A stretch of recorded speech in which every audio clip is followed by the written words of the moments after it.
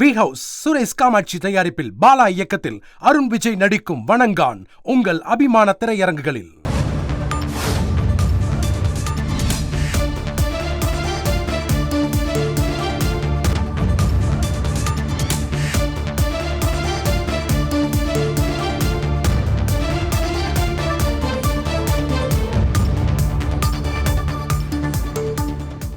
ஈரோடு கிழக்கு தொகுதி இடைத்தேர்தலில் திமுக வேட்பாளராக சந்திரகுமார் அல்லது செந்தில்குமார் அறிவிக்கப்பட உள்ளதாக தகவல் வெளியாகி இருக்கிறது. யார் இவர்கள், இவர்களுடைய பின்னணி என்பது தொடர்பான விவரங்களை செய்தியாளர் ரமேஷ்குமார் வழங்க கேட்கலாம். ரமேஷ்குமார் வணக்கம். தொடர்பான விவரங்களை பதிவு பண்ணலாம் ரமேஷ்குமார். ஈரோடு கிழக்கு சட்டமன்ற தொகுதிக்கான இடைத்தேர்தல் பிப்ரவரி 5ஆம் தேதி நடைபெறும் என்று இந்திய தேர்தல் ஆணையம் அறிவித்துவிட்டது. இந்திய தேர்தல் ஆணையம் அறிவித்த அடுத்த நொடியில் இருந்தே தமிழகத்திலும் இந்த இடைத்தேர்தலுக்கான களம் என்பது பரபரப்பாக காட்சியளிக்க தொடங்கியிருக்கிறது.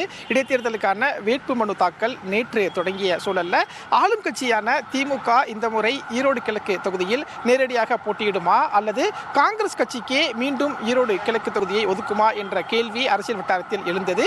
இந்த சூழல்ல திமுக தலைவரும் முதலமைச்சருமான திரு மு.க. ஸ்டாலின் கேட்டுக்கொண்டதற்கு இணங்க ஈரோடு கிழக்கு சட்டமன்ற தொகுதியில் இந்த முறை திமுக வேட்பாளர் போட்டியிடுவார் என்று தமிழ்நாடு காங்கிரஸ் கமிட்டியின் மாநில தலைவர் செல்வ பெருந்தகை அறிவித்திருந்தார். குறிப்பாக சட்டமன்ற தேர்தலுக்கு இன்னும் 10 மாதங்களே இருப்பதால் திமுக இந்த முறை நேரடியாக இந்த தொகுதியில் களமிறங்குகிறது என்பதும் அரசியல் வட்டாரத்தில் முக்கியமான ஒன்றாக பார்க்க வேண்டியிருக்கிறது. திமுக போட்டி என்று அறிவிப்பு வெளியாகி இருக்கக்கூடிய சூழல்ல திமுக சார்பில் யார் வேட்பாளர் என்ற கேள்விதான் அடுத்து எழுந்திருக்கிறது. இந்த வேட்பாளருக்கான தேர்வு பட்டியல்ல 2 பேருடைய பெயர்கள் அடிபடுகிறது. அதுல முதலாவதாக இருக்கக்கூடியவர் சந்திரகுமார், இரண்டாவதாக இருக்கக்கூடியவர் செந்தில்குமார். இதுல சந்திரகுமாருடைய பெயர் யார், அவருடைய பின்னணி என்ன என்று பார்க்கும்போது 2011ஆம் ஆண்டு அதிமுக தேமுதிக கூட்டணியில தேமுதிக சார்பில் ஈரோடு கிழக்கு சட்டமன்ற தொகுதியில வேட்பாளராக நின்றவர் தான் சந்திரகுமார். 2011 தேர்தலில் ஈரோடு கிழக்கு சட்டமன்ற தொகுதியில் போட்டியிட்டு வெற்றி பெற்று எம்எல்ஏவாக சட்டமன்றத்துக்குள் வந்தார். குறிப்பாக தேமுதிக அப்போது எதிர்க்கட்சியாக இருந்தபோது தேமுதிகவில் செல்வாக்கு வாய்ந்த எம்எல்ஏக்களில் சந்திரகுமாரும் ஒருவர். அதற்கு பிறகு 2016ஆம் ஆண்டு தேமுதிகவில் இருந்து விலகி திமுகவில் இணைந்தார். 2016ஆம் ஆண்டு திமுகவில் போட்டியிட்டார் சந்திரகுமார். அந்த தேர்தலில் அவர் தோல்வியடைந்தார். இதற்கு பிறகு தொகுதியில் செல்வாக்கு வாய்ந்த ஒருவராகவும் சட்டமன்ற தேர்தல் பொறுப்பாளராகவும் நாடாளுமன்ற தேர்தலில் சில சட்டமன்ற தொகுதிக்கு பொறுப்பாளராகவும் சந்திரகுமார் பணியாற்றி வந்தார். இந்த சூழலில் இந்த தேர்தலில் இடைத்தேர்தலில் திமுக நேரடியாக போட்டியிடும் என்று அறிவிக்கப்பட்டிருக்கிறதுனால தொகுதியில் பரிச்சயமானவர், ஏற்கனவே முன்னாள் எம்எல்ஏவாக இருந்தவர் என்ற அடிப்படையில் சந்திரகுமாருடைய பெயர் பரிசு நிலையில் முதலிடத்தில் இருப்பதாக திமுக வட்டாரத்தில் தகவல் தெரிவிக்கப்படுகிறது. எனவே திமுக வேட்பாளர் குறித்த அறிவிப்பு இன்று மாலை வெளியாகும். அதில் சந்திரகுமாருடைய பெயர் இடம்பெறலாம் என்று ஒரு தகவல் என்பது அறிவாலய வட்டாரத்திலையும் நமக்கு கிடைக்கப்பட்டிருக்கிறது.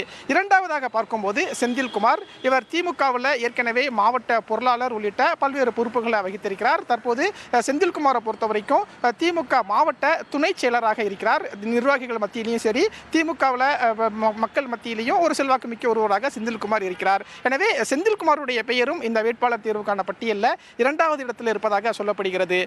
இதை வச்சு பார்க்கும்போது செந்தில்குமார் இல்லைனா சந்திரகுமார், இந்த 2 பேரில் ஒருவர் தான் வேட்பாளருக்கான தேர்வில் இடம்பெறுவார் என்றும், அதில் சந்திரகுமாரனுடைய பெயர் முதலிடத்தில் இருக்கிறது. முன்னாள் எம்எல்ஏ என்பதால் அதற்கான முக்கியத்துவம் கொடுக்கப்படுவதாகவும் சொல்லப்பட்டிருக்கிறது. வேட்புமனு தாக்கலுக்கு இன்னும் பொங்கல் விடுமுறை எல்லாம் இருப்பதால் அடுத்தடுத்து வேட்புமனு தாக்கலுக்கான பணியை எல்லாம் தொடங்க வேண்டும் என்பதால் இன்று மாலை வேட்பாளர் யார் என்ற அறிவிப்பை திமுக தலைமை அதிகாரப்பூர்வமாக அறிவிக்கும் என்றும், ஏற்கனவே 1.5 வருடத்திற்கு முன்பு போட்டியிட்ட காங்கிரஸ் சார்பில் காங்கிரஸ் கட்சியின் மூத்த தலைவர் ஈ.வி.கே. இளங்கோவன் போட்டியிட்டார். அப்போது அவர் வெற்றி பெற்ற வாக்குகளை விட அதிகமான அளவில் வாக்குகளை வெற்றி பெற வேண்டும். ஏனென்றால் இன்னும் ஒரு வருடத்தில் சட்டமன்ற தேர்தல் வர இருப்பதால் சட்டமன்ற தேர்தலுக்கான ஒரு முன்னோட்டமாக இந்த ஈரோடு கிழக்கு தேர்தல் இருக்கும் என்பதனாலேயே திமுக இந்த முறை நேரடியாக போட்டியிடுகிறது என்றும் அறிவாலய வட்டாரத்தில் தகவல் தெரிவிக்கப்படுகிறது. குறிப்பாக கடந்த முறை போட்டியிட்ட வாக்குகளை விட அதிக வாக்குகள் வித்தியாசத்தில் வெற்றி பெற்று சட்டமன்ற தேர்தலை இதே வெற்றியோடு நாம் எதிர்கொள்ள வேண்டும் என்பதுதான் திமுகவின் வியூகமாக இருக்கிறது என்பதும் நமக்கு கிடைக்கக்கூடிய ஒரு தகவலாக இருக்கிறது. விவரங்களுக்கு நன்றி ரமேஷ்குமார். வி ஹவுஸ் சுரேஷ் காமாட்சி தயாரிப்பில் பாலா இயக்கத்தில் அருண் விஜய் நடிக்கும் வணங்கான் உங்கள் அபிமான திரையரங்குகளில்.